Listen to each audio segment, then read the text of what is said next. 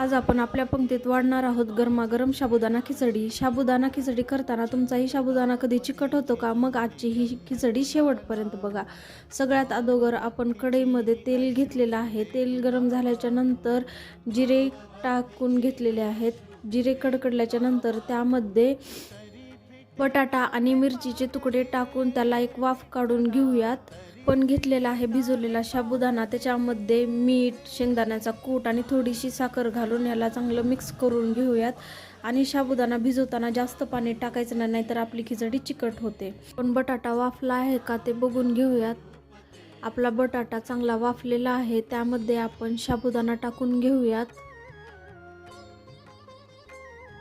आणि सगळं एकजीव करून घेऊयात। पूर्ण एकजीव झाल्याच्या नंतर आपण साबुदाण्याची सुद्धा वाफ काढून घेऊयात।